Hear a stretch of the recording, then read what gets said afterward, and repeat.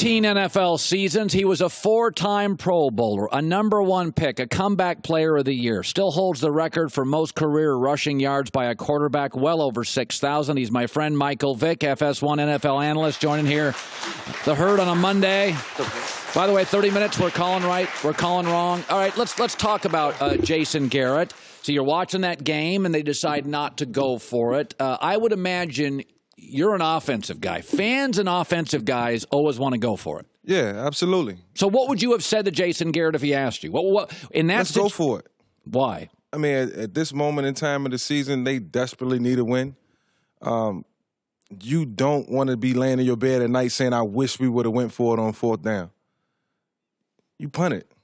You know, and those are the biggest reasons why teams don't make the playoffs at the end of the year. Not having any guts.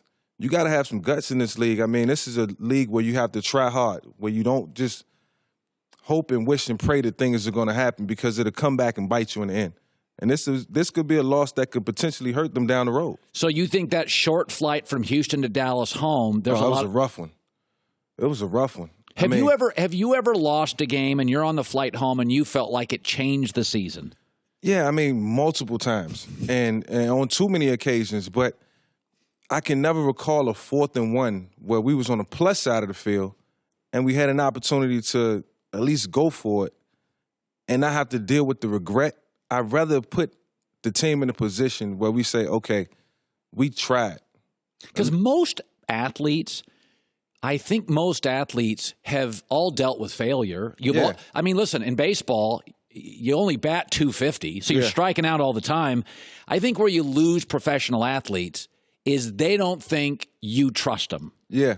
That's where I would lose Michael Vick in a locker room. The offensive line will look at this as if our coach really don't believe in us. And if he would have went for it on 4th down, and if they didn't get it, the players would blame themselves. Yeah, you'll blame yourself. But the last thing you want to do is be sitting around moping on a Monday morning thinking, man, if we would have just went for it on 4th down and put ourselves in a position to at least win the game, it changes the whole dynamic of the team. I think the chemistry, and the belief in the coaches and the game plan. That's all on Jason Garrett. Yeah. If I'm a head coach, I'm going for it.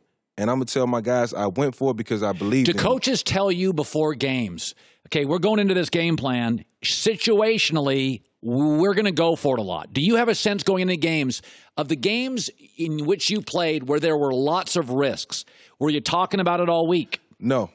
The one thing you don't talk about, is a 4th down situation. If it's 4th and 2, most of the time you're going to punt. If it's 4th and 1, most of the time you're going to punt. Most coaches don't game plan for 4th down situations. 3rd and short, 3rd and 1, 3rd and 2. They put a plan together. If I ever become a head coach one day, I'm going to have a game plan for 4th down situations. You got to show confidence in your team, and you got to believe in yourself. I mean, if it takes more time to game plan for a 4th and 1 situation, 4th and 2, where you feel like, look, this could be a point in the game where the game could change, then you have to prepare for that. Obviously, they wasn't prepared for it. Philadelphia wins the Super Bowl, and then, they start writing books, and they have parades, and they start talking trash. Tony Gonzalez says this all the time. He goes, I played in Atlanta one year. We got to the playoffs. We won like 13 games. We came back the following year, same guys, we won 4. Yeah, it was different. It's a different ballgame. Lane Johnson said, I'd rather have fun and win a Super Bowl than be miserable in New England and win 5 Super Bowls. And I thought his comment was telling, is that it was the dog masks and it was fun, that it was such He enjoyed the ride. Yeah. That they really enjoyed it. It's almost like you got a raise at work and they went out and bought a Corvette and they bought a couple nice suits and they got first-class tickets to Paris. And it's like, okay, that's fine, but winning is a process. It's hard. Yeah. When I watch Philadelphia, I just see a team that it was such a great year and it all came together, and they don't have the same energy. I mean, what do you see? Carson Wentz is not playing terribly. Yeah, they went out and they enjoyed the fruits of their labor, and rightfully so. They earned every win last year, and it was a difficult season. They went through a lot. Carson went down. Nick came in. It was a magical season. Right. And you enjoy that for 3 or 4 months. But at the end of the day, another season is going to start, and you're going to be the target of the NFL. You're going to be one of the teams that when they line up against you, they're going to want to beat you. Mike, you went to Green Bay and won a playoff game. That was a huge year. What did you guys do the following year? I got injured early in the season. We went 4-12, and it was never the same. It wasn't the same team. It was never the same. It wasn't the same. You had a magical year. You go to Lambeau, and you think it's going to last forever. And that's what Tony Gonzalez says. He goes, 2 injuries later, you lose a left tackle, you lose a key corner, and it's like you look up and your division's better. Now you're the target, and that's the way it goes. So OBJ went out. I defended Odell Beckham this morning. I said, listen, there's an elephant in the room. Yeah. And in the NFL, Michael, you know that it's not like baseball or basketball. You guys can all be cut. Right. So about 3 guys a locker room can actually give an honest opinion on stuff and not get cut. About 3. That's about it. That's about it, Michael. OBJ is one of those guys. He's a leader. I think he owes it to the organization to come out and say, right now, Eli, we're doing too much underneath stuff. Like, what did you make of his comments?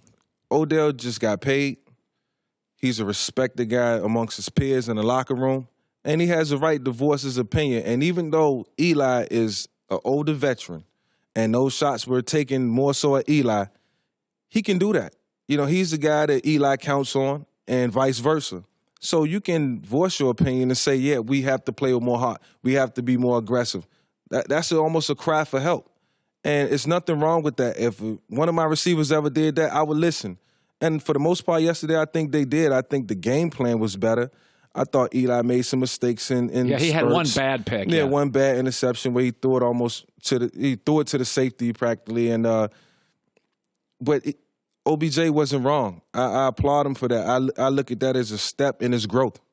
You know, it's funny. They keep babying Eli Manning. Like, Eli Manning is part of the Manning family. These are grown-ups. Yeah. They understand football. And I don't understand this constant massaging and this babying of Eli Manning. I'm not always an Odell Beckham guy. There's times I think he needs to grow up, but I support him here. Okay, so I'm watching Aaron Rodgers. And I know the kicker was terrible. Oh. But Aaron was rough in the first half. Yeah. Aaron was down 24-0. I mean, it was rough for Aaron, but I thought he did enough. Now, it's easy to say in hindsight those field goals could have changed the dynamic of the game. Yes. Right, yeah. And in the moment, Mason Crosby has to make those kicks. Yes. Aaron didn't play that bad. I thought he did enough.